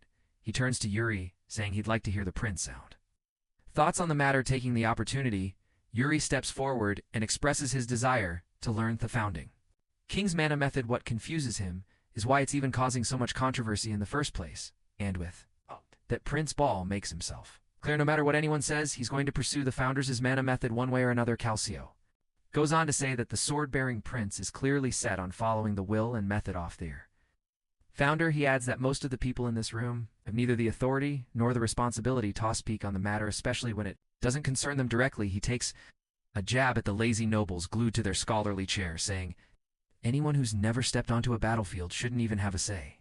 Duke Gennard comments that the Free Baron certainly speaks bluntly. Calcio smiles and says slaying orcs tends to rub the manners off a person, so he hopes the Duke can overlook that. He then circles back to his original question, asking who Horaeus actually slain an orc. The room falls into a blunt silence. Calcio keeps the pressure going, making it clear that monsters don't care what kind of mana method one uses. The way he speaks has everyone in the room looking nervous. Duke's sidekick agrees with Calcio to a point, but insists Yuri is still just a kid who lacks proper judgment. Yurito doesn't take that lightly and fires back, asking if Duke's sidekick is really questioning his judgment. He reminds Severian that his mana method can't just be scrapped or overhauled like it's nothing. Calcio backs him up, saying Yuri isn't the type to give up so easily, and asks if the council seriously plans to rip out the kid's core by force.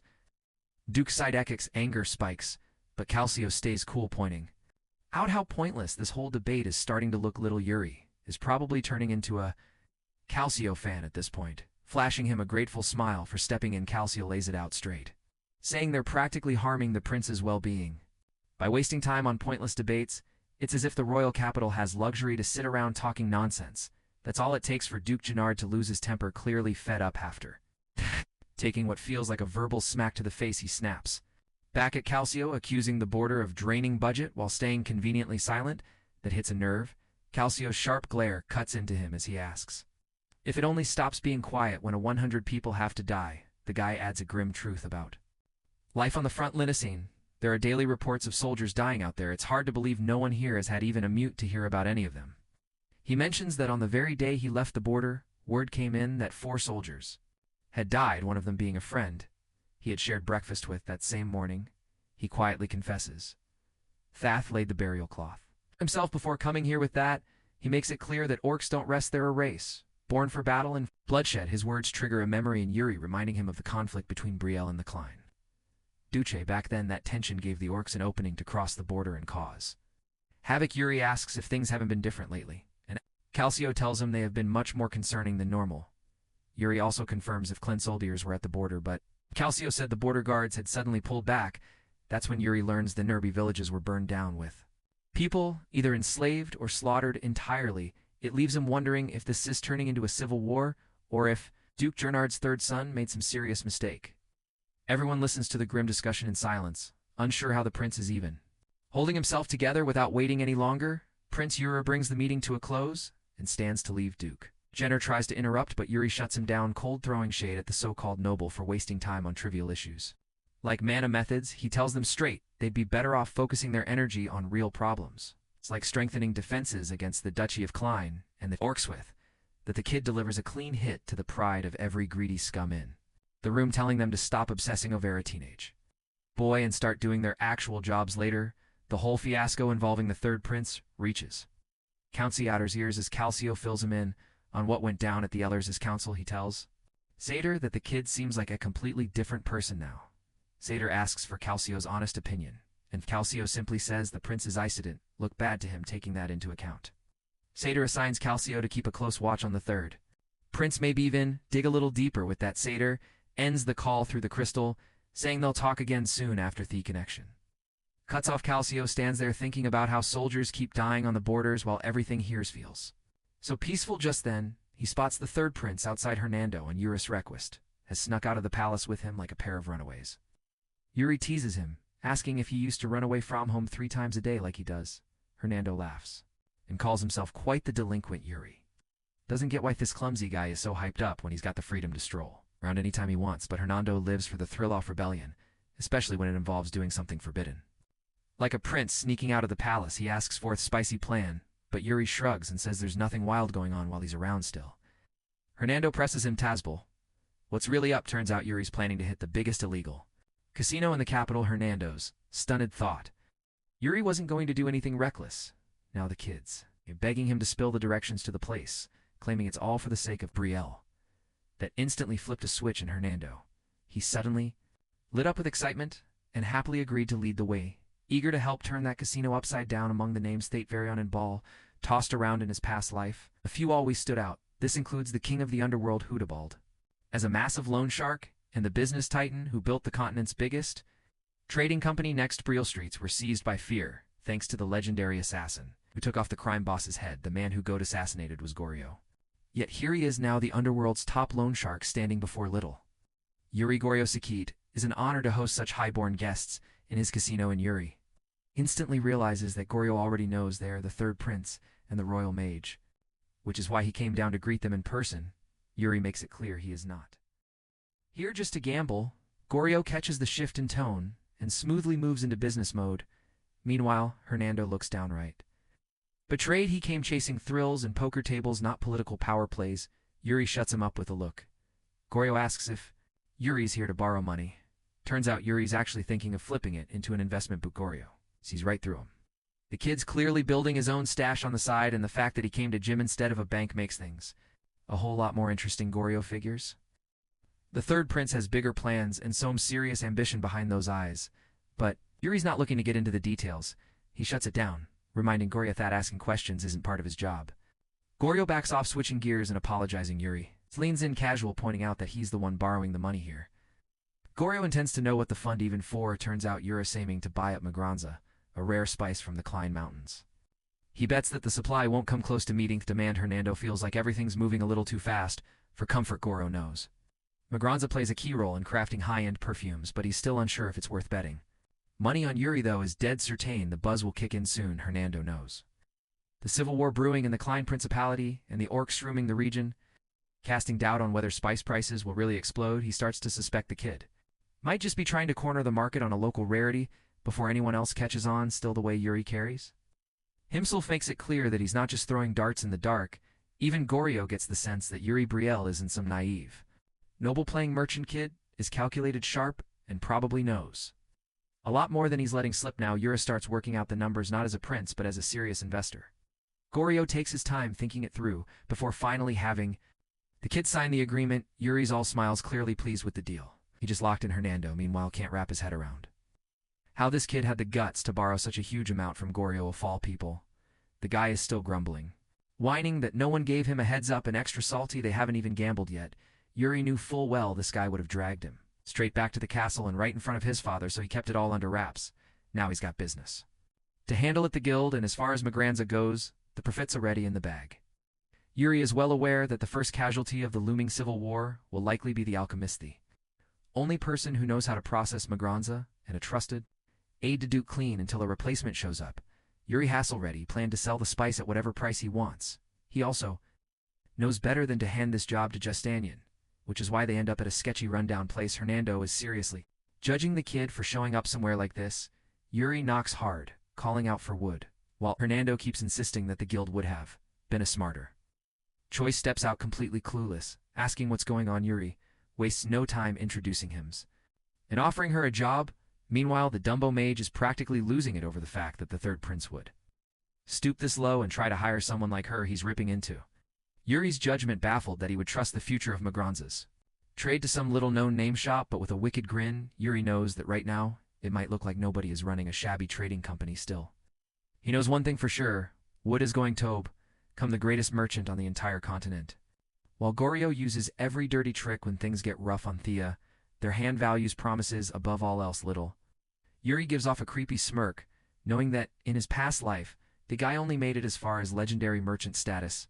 But this time Around Yuri's set on turning him into a full-blown myth, Hernando, still trying to keep up, dares to ask if Yuri's finally done with all his outside business. Yuri's a shrug, saying he's got one last thing left to handle, so Hernando ends up chasing after him, while Yuri's already thinking ahead. The lone shark of the underworld and the great merchant are both on board with his plan that leaves only one more piece to complete the set. The two of them arrive at a rundown street where beggars are fighting over scraps of food. Yuri knows it has to be somewhere around here, and sure enough, his eyes land on a group of kids as Third Prince Yuri Brial steps forward and addresses the woman among them, the same one who killed Goryo in his past life. That's the assassin of legend, Asana. Of course, the big question in the future assassin's mind was why the prince oft kingdom would stroll through the slums. Yuri quickly assured her that he came by with good intentions. There is no need to be so wary. In fact, he is here because he thought he could provide some help to the needy. He turned to Arnand, gestured for the thing they prepared beforehand. The mage could not bear to let it go in the end. He was forced to hand over the sack filled to the brim with coins. The prince's gaze darted around and saw a little girl hiding behind Asana, evidently wary of the well-dressed strangers. Yuri could tell that this child was the reason Asana borrowed a large amount of money from Goryo in his past life. She had to bite the bullet in order to get the little girl the treatment she needed for her illness, just like all those who borrowed from the ruthless loan shark. Asana's life went downhill quickly into ruin from that point. This eventually led her to the path of an assassin. She quickly made a name for herself in the underground world as one of the most skilled killers in the market. Yuri's little trip down to the slum is for the sake of preventing that unfortunate fate from happening. Without elaborating, he handed Asina the bag of coins and asked Asina to take the little girl to the temple to be treated. When asked what he wanted in exchange for such a large sum, he had a very short answer with a bright smile.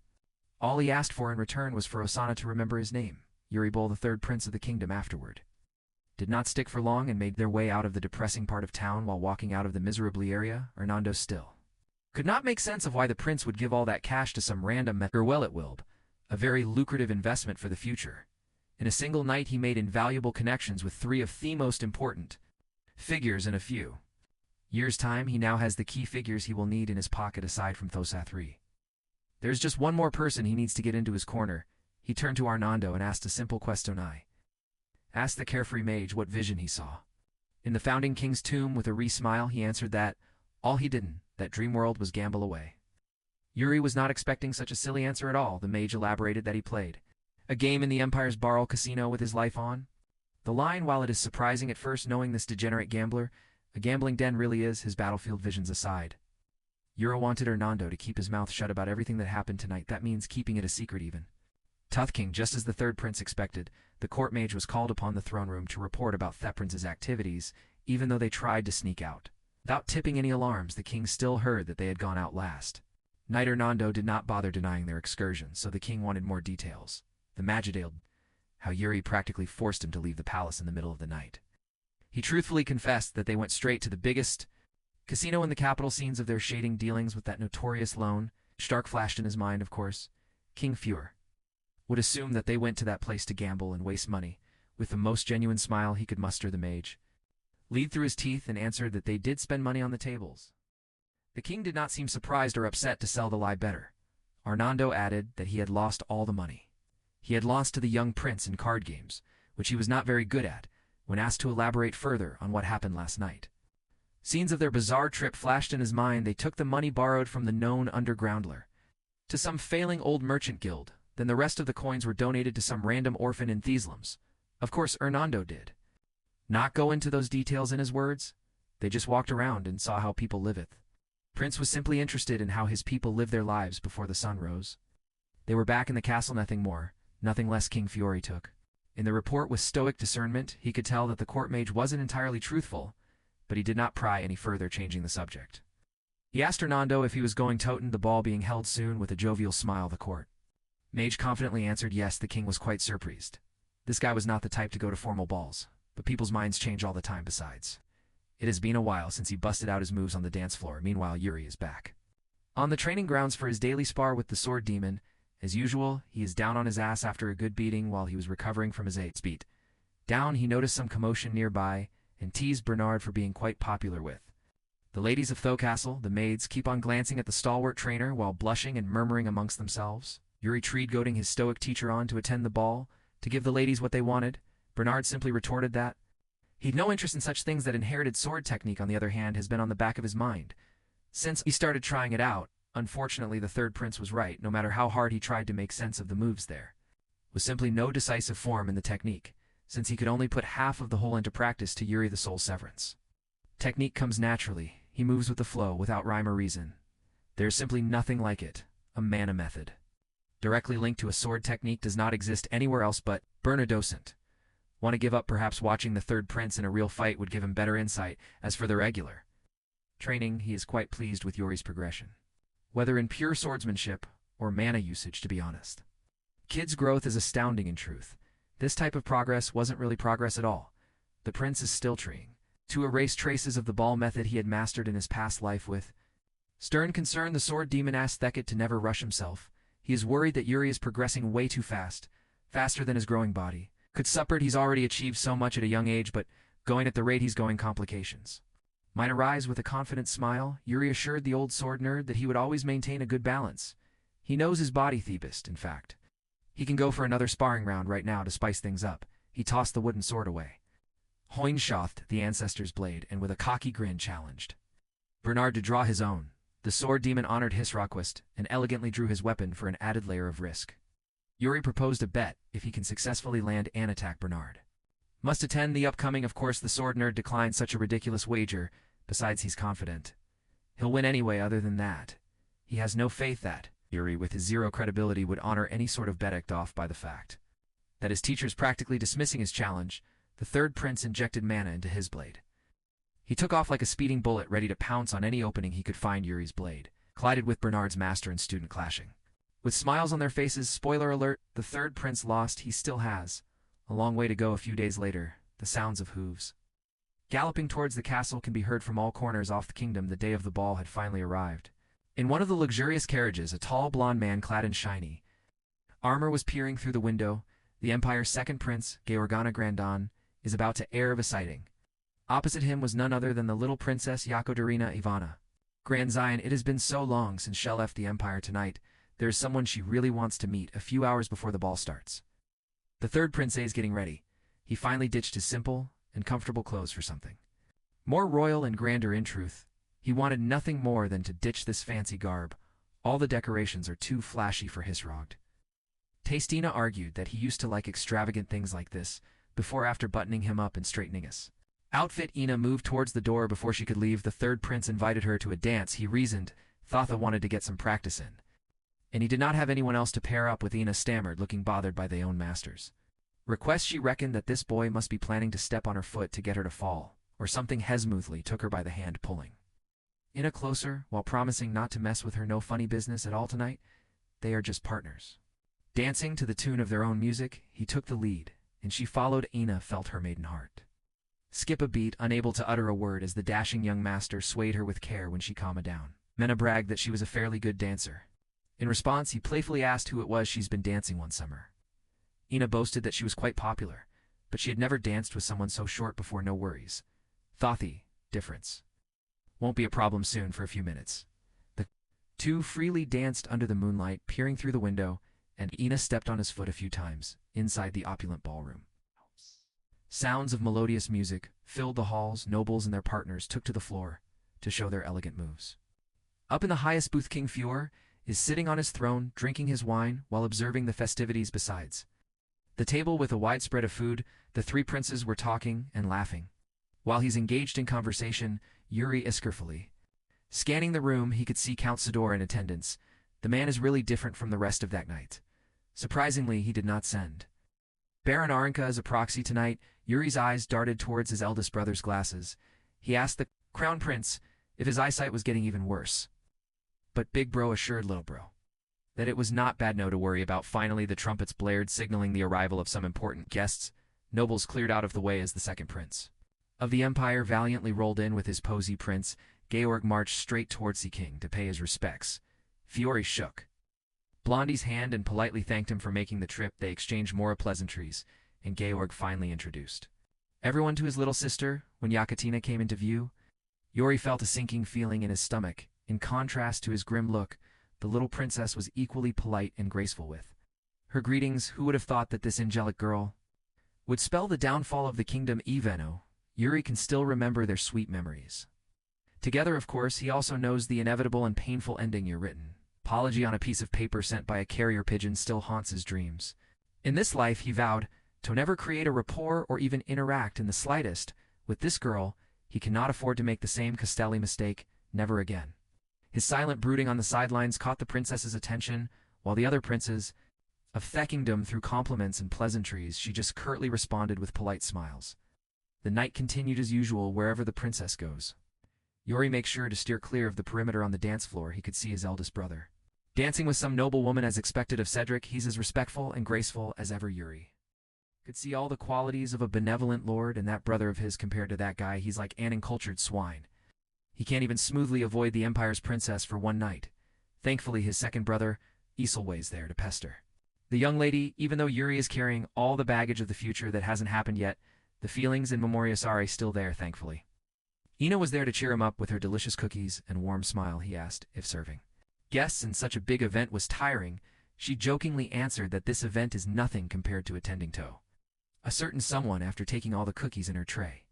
Yuri's mood seemed to brighten up quite a bit. Helen against the table, hoping that this night of noble formalities would end. His thoughts were interrupted by Themepire's second prince approaching him with an apprehensive gaze. In his past life, Georg Anagranian became a legendary figure he commanded the troops on the field in place of the king. Yuri's etiquette training quickly kicked in. He politely bowed and formally introduced himself as the third prince of the kingdom to the man who drove Bilal Torwinds. It took every iota of his willpower to stay calm and suppress his bloodlust against the guy. Unfortunate lifer. Yuri, it looks like Georg had taken a special interest in him. With a sly smile, the second prince suddenly exuded a sharply oppressive aura that was wrapped around his neck. It felt like multiple coiling blades were dancing and touching his vital points. The second prince grimly asked if he had just turned here dog. Without waiting for an answer, Georg walked away with enough information to discern that the third son of Fior was quite a talented young man. Yuri clenched his fist in frustration. That guy just openly threatened him with an intrusive test. He felt how strong and dangerous Georg was, and he was not even in his prime yet. Host spawns of the Empire really are a bunch of bastards. Suddenly the sounds of wine glasses shattering on the floor attracted everybody's attention. Ina had accidentally spilled wine on Georg's cape, a grave disrespect towards the symbol of the Empire. Instead of looking upset, the second prince looked mischievous. Instead, Yuri saw the whole thing unfold, and he felt his blood run cold. Without hesitation, Georg motioned to draw his sword from its sheath. He lightly placed the blade against Ina's neck like an executioner thirsty for blood. He cited that according to the rules of the crown, such a grave mistake is punishable by death. Yuri was the only one who saw that. This underscore tripped Ina on purpose. The maid made a mistake, and the second prince wanted her head for the sake of his so-called justice. Thankfully, the king stepped in to reprimand Prince Georg for interrupting the ball king. Fior asserted that if it was blood that he wanted, he should spill some in his own land. Georg sensed the pressure from the king's words. Withdrew his blade, bowed, and kindly apologized. He respectfully laid out the mutual respect between the kingdom and Bel. Until now then, with a masterful redirection, we brought up the name Gatinsha. Gatinsha is a knight of Themepire, mercilessly executed by Fior in Empire Land. The emperor respected the king's honor, and did not ask for any sort of retribution or compensation. Prince Georg likened that event to the one happening right now. He insisted that petting this maid was a matter of protecting both nations' peace and honor. This is a tricky situation. It's an indirect challenge to Fior's authority with one sentence. Georg backed the king up to a corner at the risk of honor. Stopping the prince from exacting his twisted take on justice would be taken as a direct challenge to the Empire Eurowade, his options, necessities and conditions, ideals and reality. Reason and power are all tenets that are foreign-weighed by Briel's main philosophy. Abriel must never abandon honor. Even after death, one must uphold that way off life.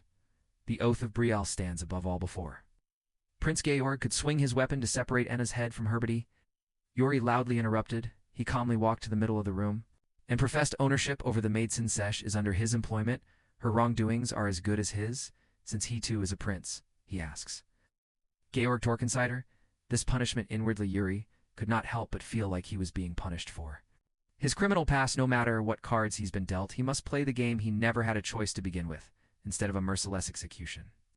In the middle of the ball, he proposed a dual trial instead. Hearing the boy's sincere request, the second prince of the Empire could not hold his amused laughter this time. Yuri's name had definitely stuck in his mind as the two princes stood in front of one another. The surrounding nobles held their breaths.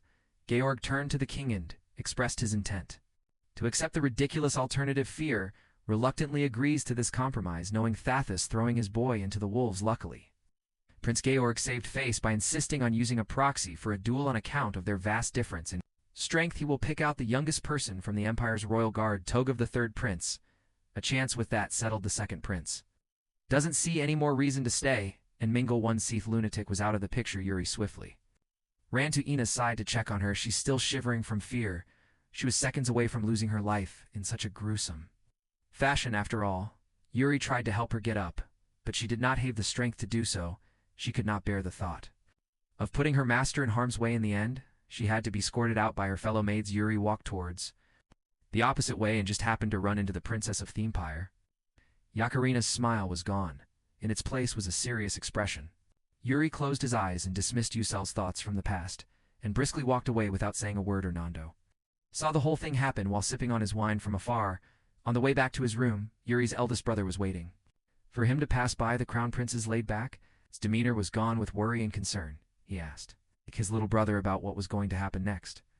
Yuri felt compelled to explain that he could not bear to see that Dick kill Ina like some meat in a slaughterhouse. The crown prince sighed and ruffled the boy's hair lovingly. It has been a while since. He felt his brother's genuine concern for his well-being before dismissing him. Cedric asked his little bro if he needed any sort of help regarding this upcoming headache. Prince Georg made it seem like he was being considerate by assigning a proxy near Yuri's level, but Cedric sees this as the exact opposite. If Yuri was to fight a knight close to his age and strength, some sort of accident could occur in the trial. Cedric wanted to step in and take care of the problem, himself fuzzing his own means. However, Yuri doesn't want that he started this problem, so he wanted to be the one to put an end to it. Sensing his little brother's tangible confidence, Cedric dropped the topic and chose to place his trust in the boy. Right now the ball is a bit of a mess when the Empire's second prince stormed off. It's Cedric's job to fix the heavy atmosphere out there.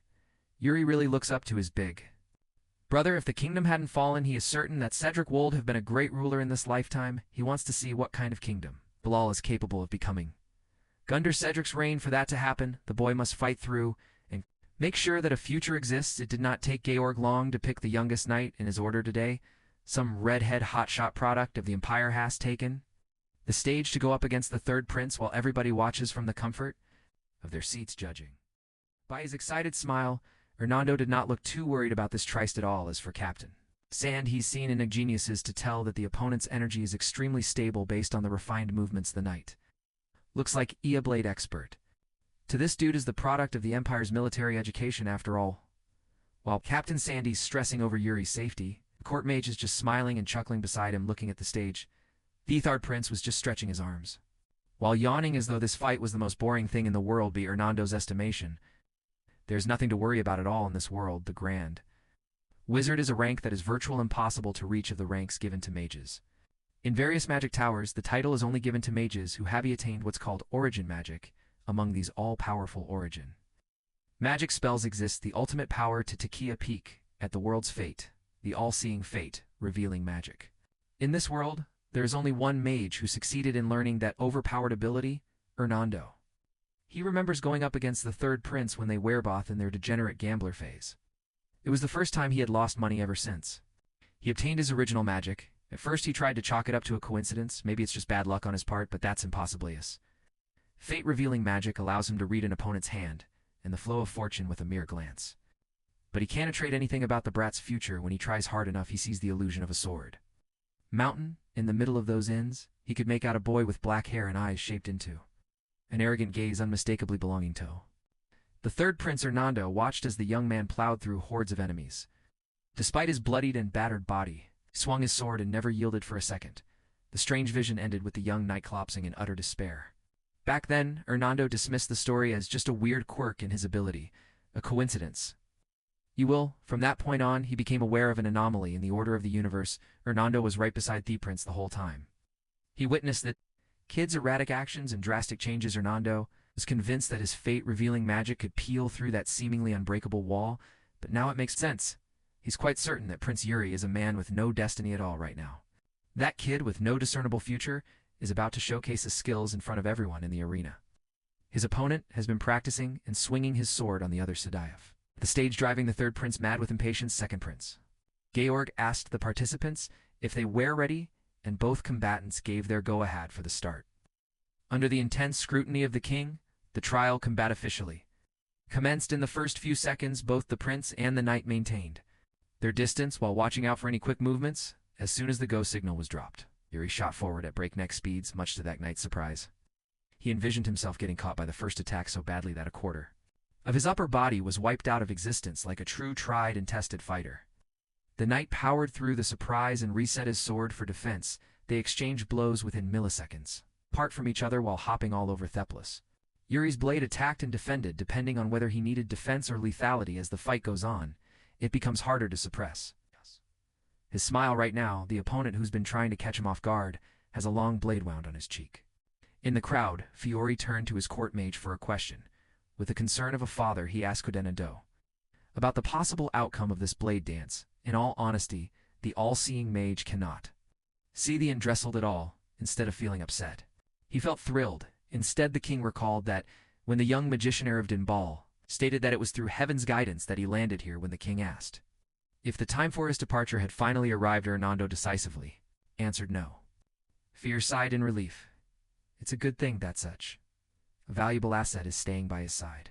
Hernando humbly responded, and the king warned him that excessive modesty could bring about misfortune. Asking the king to turn his attention back to the fight, he asked the strongest swordsman in the world about his perspective on who the stronger swordsman is between the two on the stage. Without a shadow of a doubt, King Fior gave the title to the Empire's prodigious young knight, logically and realistically speaking. Though King is right in saying that Hernando is finally starting to understand why heavenly signs pointed him to this kingdom. The heavens are trying to get him in the vicinity of a man who could shift the fate of the entire world. At first he thought he was being drawn into the strongest swordsman, the king. In all honesty, the years of peace led him to believe that it was time to pack up, go, and never look back. But with that interesting young man butting into Quidian, interesting specimen, Hernando cannot possibly go away and miss out.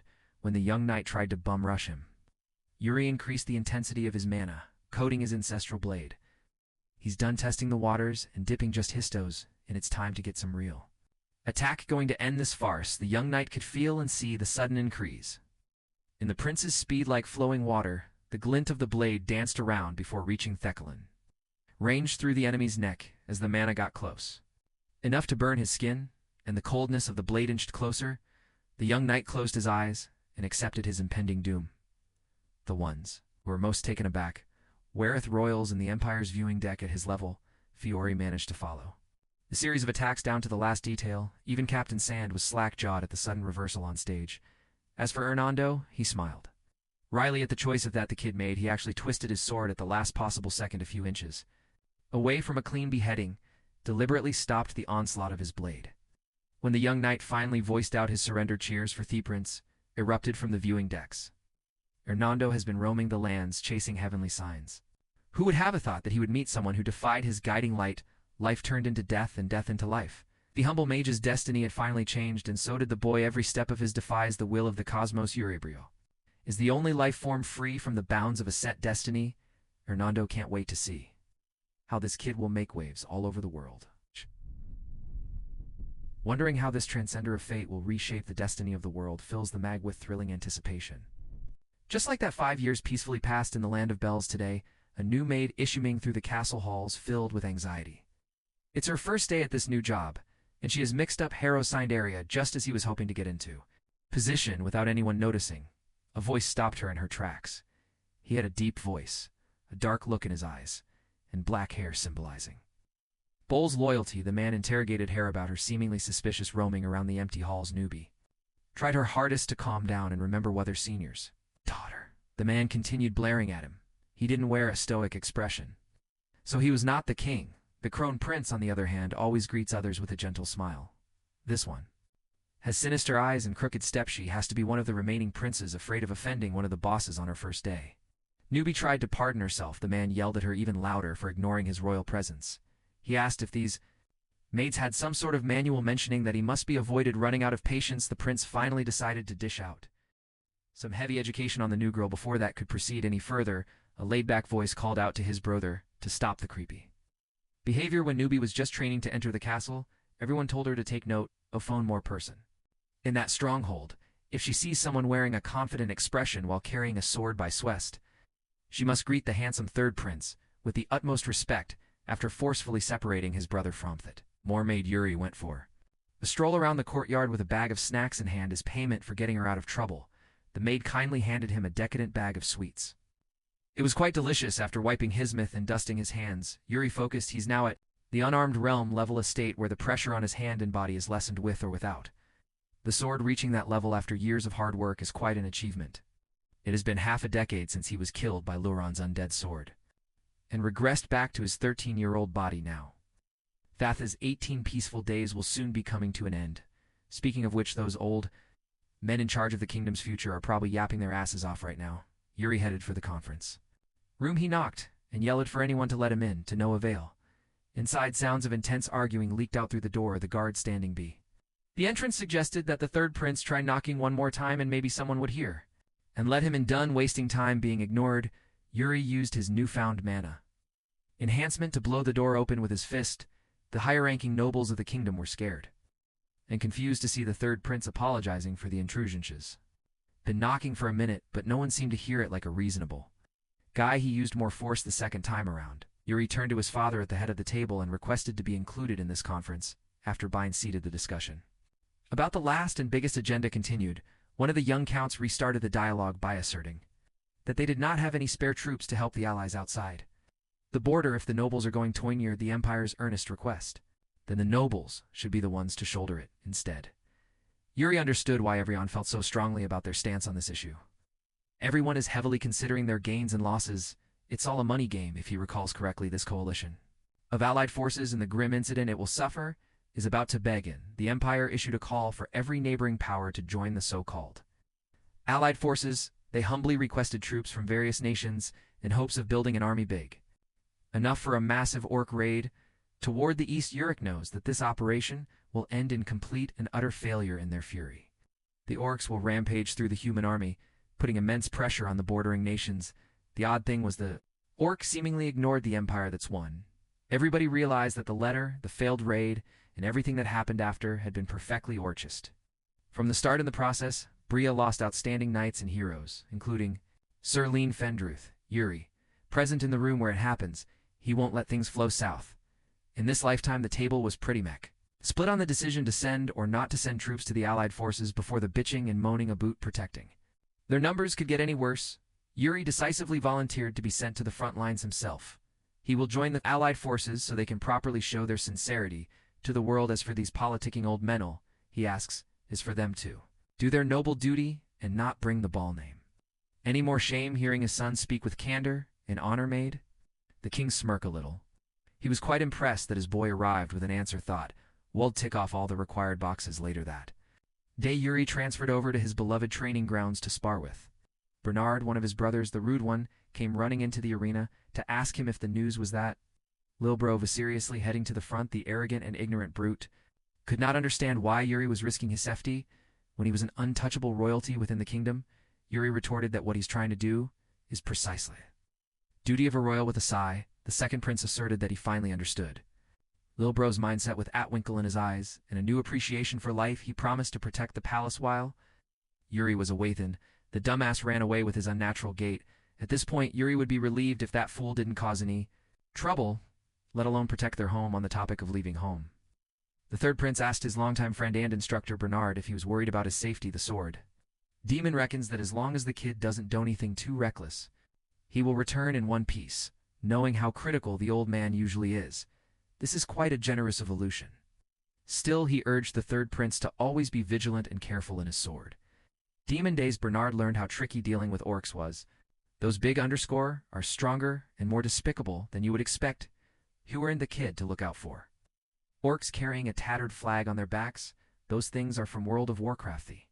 Our orc thieves are particularly ferocious and powerful. A subset of beasts. Yuri assured his trainer that everything will be fine. He has his ways after all. Interrupting their conversation, Ina barged into the training hall while treeing. To catch her breath, she came by to inform her master that Yuri's guest had arrived with that thing he had ordered. He has a plan for this upcoming doomed orc raid. A very special one at that. The guest. Ina pinged him, a butte sitting in Yuri's office while drinking tea, when the third prince entered Elaine Merchant Guilds.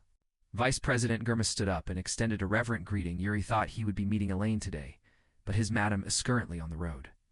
so the vice president had to shoe in as a substitute even with the success of their merchant guild.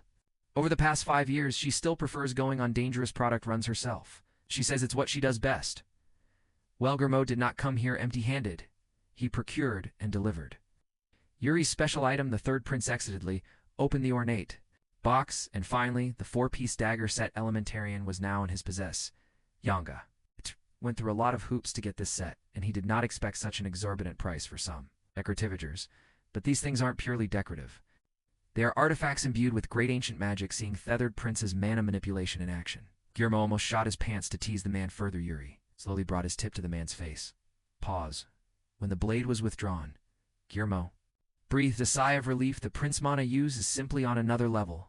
Suddenly a dark figure entered the room. It was quick and silent. Yuri caught a glimpse in the corner of his eye, but Guillermo was none the wiser. The arrival of that shadow prompted Yuri to send the businessman off in a few days. He wants an exhaustive report about how the Empire is preparing for the raid. When Guillermo is finally out of the picture, Yuri slumps onto the couch and calls someone to come out of the shadows. Asana materialized behind him, clad in her assassin's garb. First and foremost, he wanted to know if their Goryeo problem had been handled as the boss ordered. Asana sent that loan shark a very convincing warning. She left a strongly worded message too. That bastard to stay in his lane. In the middle of the night, Yuri had to step in, since that cash rat kept on trying to go after Elaine's money. On the way to this room, Asana heard the servants talking about this boss of hers joining the Union Army. With concern, she urged him to be careful out there. She makes it sound like he's going out to enemy territory alone. Well, that's not the case, since Asana will be tagging along in this upcoming journey. Asked if she could keep up, Asana's deadpan expression curved into a beautiful smile. Anywhere is better than where she came from. She will be by her master's side, even in war.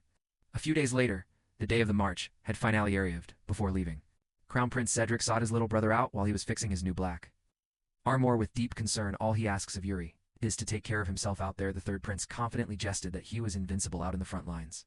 He plans to raise the image of Baal. He returned the concern for his big brossies that's been worsening since he's been deep into his books. Every day before they parted, Cedric hugged his little brother tightly, hoping that it wouldn't be long before they saw each other again. Yuri promised that he would back soon. The war trumpets blared, calling every soldier's attention up on the platform. King Flair stood in front of his countrymen to signal the ceremony's commencement. The commander of the departing army climbed up the carpeted stairs with utmost confidence. The third prince of the kingdom, clad in his shiny new armor, looked awe-inspiring. Speaking as a father, Flair asked his son if he was feeling the nerves. He asked the young man to turn around and look at the men would be leading in this campaign. All the Baal soldiers lined up in the town square are valuable lives that he must carry on his shoulders. Realistically speaking, not everyone in this army will be able to come back alive. However, Yuri's determined to make sure that they will not face a pitiful death like in his past life. For one last time, the king asked his son if he was ready to shoulder such a massive responsibility. Before he could answer, King Flair had already left the podium. As the atmosphere in the town square turned unbearably hostile, Yuri looked at the man in front of him and felt such thick and vicious murderous intent. His body trembled, refusing to move from where he was standing. He instinctively felt that the thing approaching him right now wanted his blood. It was the personification of death itself, as Theodoric's avatar raised its blade. Yuri could tell that trying to evade would result in a painful death. Fortunately, the third prince had never slacked when it came to training his body and mind for such situations. Using the ancestors' mana method, he stimulated his core to combat the crippling hold of terror. He carefully drew his blade and entered a steady defensive stance. Instead of waiting and letting the strike set the tempo, he used the Sol-Severing/Tomite Def's blade up on the platform. Father and son crossed swords to a standstill with a satisfied smile. King Flair praised his boy for a job well done. That sword strike shall serve as Yuri's letter of departure. King Flair is not Oneto, hold ceremonies longer than it should be. All he asks is for his son to come back alive. Like a seasoned veteran, Yuri Bull turned his attention to the men he would be leading. To the depths of hell he raised his sword, and his soldiers started passionately chanting his name with utmost conviction. He asked his soldiers to put their trust and faith in him. The banner is raised and blades are drawn. It is time for the soldiers of Baal to march up at the border. Word of Yuri's departure reached the ears of a certain someone down in the dungeon. Orcs are being kept captive for research purposes. Count Satyr, the kingdom's valiant first line of defense, is looking forward to meeting the fated prince after 5 long years.